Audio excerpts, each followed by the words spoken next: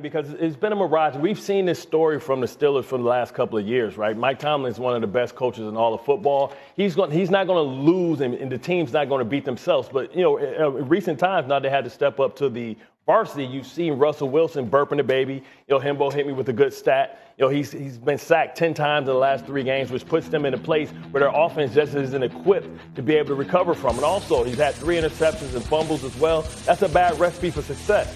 And we've seen this the last 4 times Mike Tomlin's been in the postseason. He's been one and done. And I don't see anything changing that unless they get the Houston Texans in the playoffs. But, everybody else I think is Baltimore, it's Buffalo, it's Kansas City, and everybody else is on a whole another level. Marcus, were the Steelers just not for real all year long? Are they a one-and-done team in this year's tournament? I think they are one and done, but it's so hard with this team, right? Because this is how I think about the Steelers, Grimes and Bart.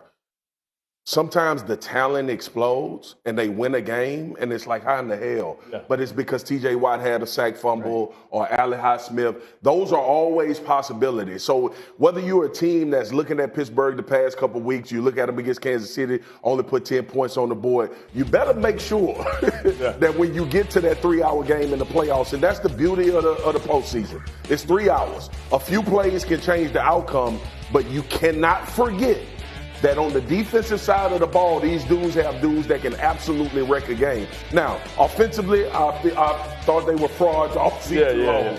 Russ came in and threw the ball high and deep to George Pickens, but it was never a consistency to the offense or something you could look at and say they can hang their hat on this when they get to the playoffs. Just be cautious of that dude, number 90, and Highsmith and all of and Hayward as well. And that's the key, but that's been kind of missing here the last couple of weeks. That's my point, right? So I think for most of the year, they were getting the most they could get out of that offense, right? Like which wasn't a ton, right? Because they're limited. And we saw when Pickens got hurt how limited they really were. Haven't really been able to get the run game going consistently. But the whole idea was we'll maximize this offense. Arthur Smith, the offensive coordinator, has done a good job getting the most you can out of Justin Fields and Russell Wilson. The defense has to be elite if you're going to win games in Pittsburgh. And right now, it has not been playing that way. T.J. Watt is not having his normal kind of dominant season. At risk. You're absolutely right. Could he wreck a game at any time? Him, Highsmith, Minkah Fitzpatrick. I mean, these are real legitimate playmakers on defense. But if they're not playing their absolute best, it's very hard to count on this Pittsburgh offense to win a game. Quickly, Matt, put the picks up on the screen just so we see from this game. Again, we don't know exactly what will be at stake, but Bart, you like the Bengals and Burrow. Listen, that offense is special, elite. It's one of the best offenses I've seen in the NFL for a long time. And listen, they have to outscore everybody. I understand that. But like I said before, if Burrow, any other regular season that Lamar and Josh weren't doing this, he would be the front runner for MVP because he's carried this team. This defense has been a liability. You saw against Denver, they let Bo Nix go off on them. And Joe Burrow was just like, okay, I got to give him the ball. I'll get it back. And T. Higgins, they better find a way to sign him as well. Now, I'm concerned with Brown and his injury because you want to have some semblance of a running game. But this is the most dangerous team if they get in. Nobody wants to see them, Ravens and Kansas City included. It'll be interesting to see how this thing plays out because if and when the Ravens win in the afternoon game, again, they were 18-point favorite, and Bailey Zappi is starting for Cleveland. Stranger things have happened. What are you trying to say? Well, yeah. No, I'm kidding. I was going to say stranger things have happened, but none that jump immediately to mind. So we'll see if the Steelers, let's see how they handle the game. Anyway, our Week 18 NFL regular season finale, the all AFC North games tomorrow on Saturday. It's Lamar and the Ravens. They need to win to wrap up the division. That's 4:30 Eastern.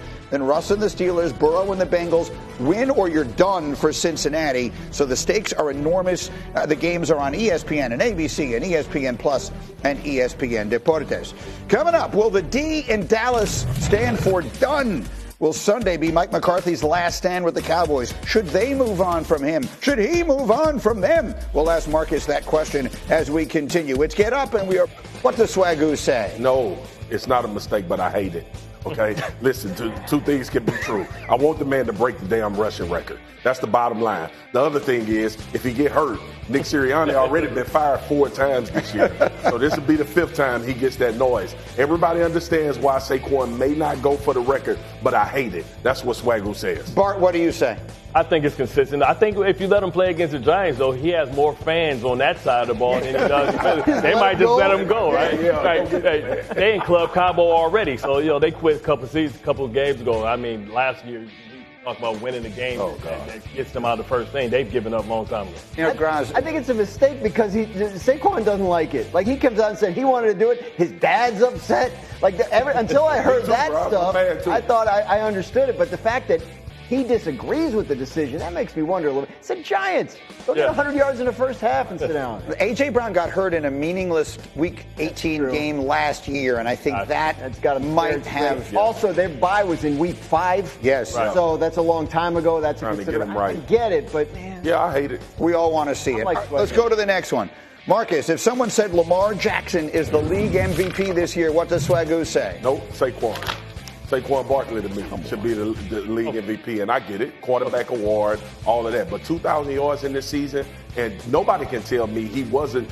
We talk about the Philadelphia Eagles offensive line. We talk about Jalen Hurts and the wide receivers. Saquon Barkley was the most valuable player for a team this year when we talk about a new player showing up to a place. The explosiveness, the touchdowns from deep.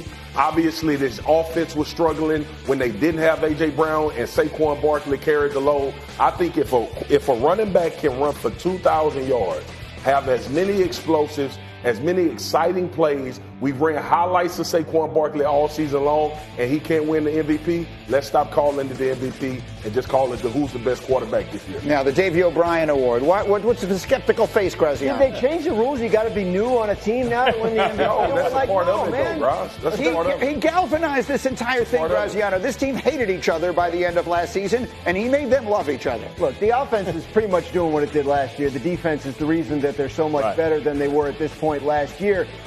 Lamar Jackson has almost 900 rushing yards. How many passing yards does Saquon Barkley have? Guys, I can give Lamar Jackson the MVP every year. Yeah. All right. Well, don't stop now.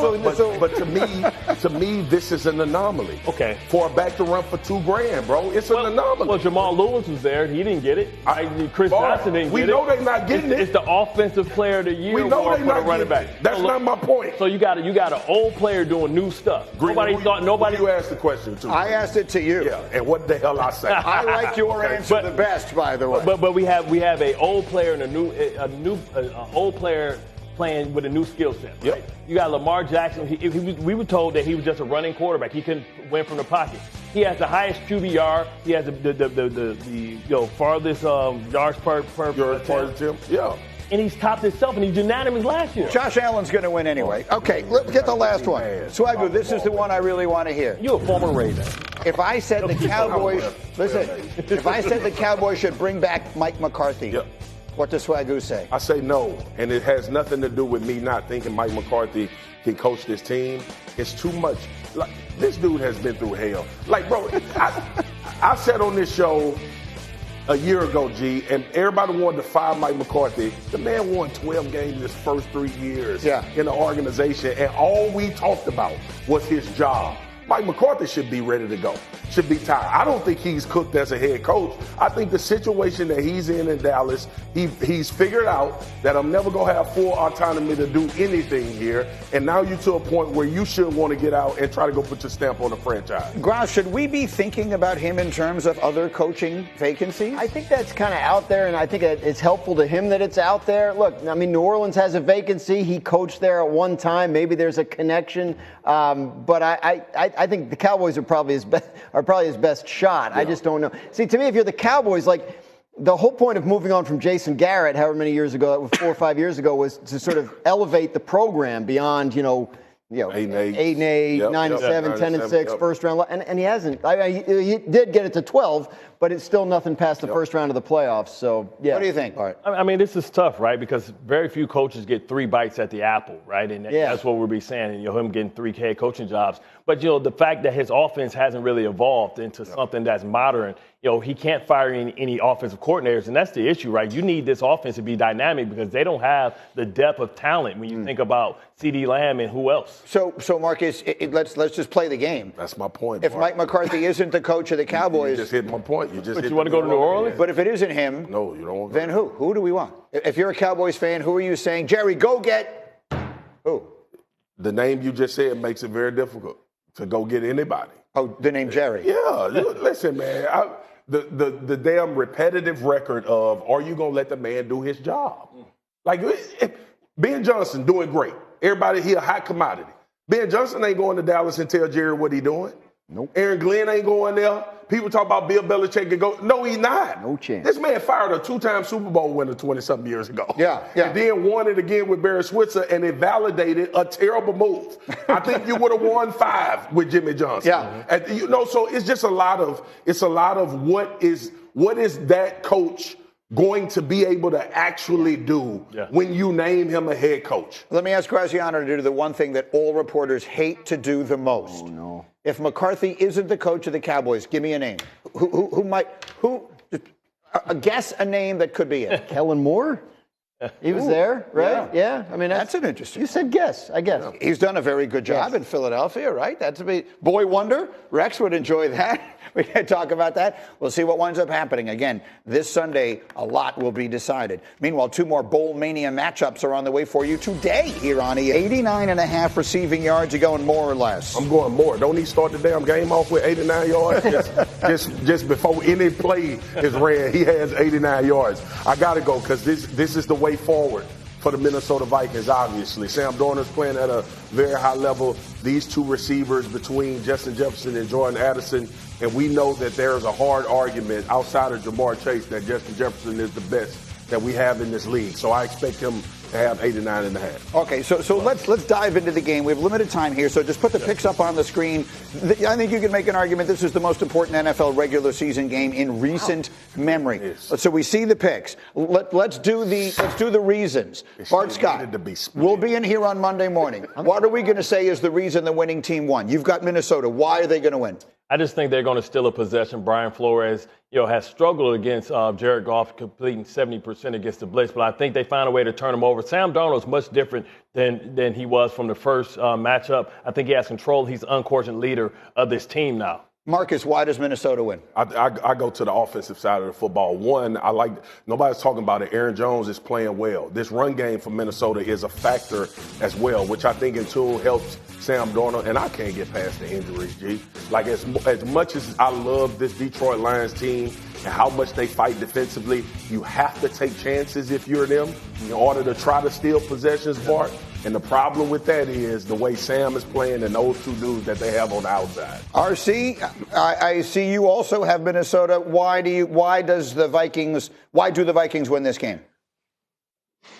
I'm going to be honest. It took me a little while to come around to Minnesota. I was waiting for Sam Darnold to regress to what we used to know, but he's only gotten better. And I feel like defensively, Brian Flores finds a way to come up with timely situational football plays where he can turn the football over, get them an extra possession. And I believe extra possessions are going to matter this week against the Detroit Lions. It's so hard to pick against them because they just continue to find ways. But I'm with Marcus as well. When you can't put pressure on the quarterback, when you have to stretch and Aaron Glenn has to try to find ways to create turnovers or pressure, you put yourself in a bad position, and that's not the place you want to be with Aaron Jones, Jefferson, Hockenson, Addison, and Sam Darnold making the calls at the quarterback position. I was momentarily distracted because I was trying to look up the most recent spread. The Lions are a 2.5-point favorite in this game. Graz, why do you think they win? Toss-up, right? Because they're the home team. Right. So I think the Lions are sort of built for this game, right? Like last year's experience in the postseason and the success they had, I think sets them up. I'm looking for tiebreakers because it's a hard game to pick, right? The Lions are at home. The Lions are the more experienced team in terms of these types of games, these kinds of high-pressure games. And in terms of the turnovers, but they won a game where Goff threw 5 interceptions. They can win a lot of different ways. They can score a lot of different ways. True. I think they're an offense that has the ability to catch Brian Flores flat-footed, which not a lot of offenses in this league do. So in a very difficult game to pick, I went with the home team. The problem, RC, a quick word from you. The problem is, yes, they won a game, he threw 5 picks. They also lost a game, he threw 5 touchdowns. That's true. And that's because of their defense just being so decimated. I didn't mention that. Yeah. At the end of the day, it's the end. And also, RC, quick final word. It's a different team. Yeah. No, it's a different team, right? If we go back to that game against Houston, 2 of those turnovers that the Detroit Lions got in the second half was because Carlton Davis, the veteran cornerback, made some plays. He's no longer available. Brian Branch, who was playing great at the safety position, has now had to move into the star position in the slot. So they can't utilize him in the way that they had been the entire season. That's what starts to happen when you have these injuries and you're trying to plug holes. You now become less of a team in more places than actually the injury affected you. Super quick, does the winner of this game, in your opinion, become the favorite to win the NFC, or is it the Eagles regardless of who wins Sunday night? The Eagles regardless of who wins for me. I think the Eagles are the best team, and that's only because the Detroit Lions defense. You disagree? No, especially because if whatever team wins is going to have home field advantage, that is a massive advantage to have inside of that dome. Only have to win 2 games instead of 3 to get to the Super Bowl. Right, Philly always going to favor that team. Philly might have to deal with Green Bay next weekend. That's not easy. One last piece of business, Joe's best bets. Here we go. Let's get to this game here starting. Vikings-Lions. Again, the Lions are a 2.5-point favorite. What do you say? I like Minnesota plus the points. One note that's being overlooked, Detroit just played Monday night in Santa Clara. Physical game, long game, short week to get ready. Dan Campbell in his coaching career on a short week, 3-8. And take a look at this. The last 4 weeks, that's how many yards per play the Lions have been giving up. Worst team in the NFL this year is at 5.9. That is historically bad. I'll take the Vikings. Joe's taking the points. Steelers, Bengals. Pittsburgh is getting 2.5 points against Cincinnati. Pittsburgh plus 2.5. Every conversation about Pittsburgh as a dog has to start with Mike Tomlin as an underdog in his career, especially against divisional opponents where he's covering 70% of the spread. You go back a month ago, this game was in Cincinnati. It was Bengals -3. Now it's in Pittsburgh. It's Bengals -2.5. Why are we only adjusting half a point with the switch in home field? The narrative that Pittsburgh has nothing to play for. Oh, crap. They got plenty to play for. They've lost 3 straight by 14 or more. They got to get right here. Bonus bet for you. If you like the Steelers to win this game, put them in a money line parlay with the Raiders. If the Steelers win, the Chargers are locked into the 6th seed. They could end up resting everybody. Quickly, final one. Browns-Ravens tomorrow. What number are you looking at? Ravens first half. It's a big number, -11, -11.5. No quarterback in the NFL with this big of a sample has covered more numbers, more spreads in the first half than Lamar Jackson. You're going to get Bailey Zappi for the Browns, who are dead last in first half scoring this year.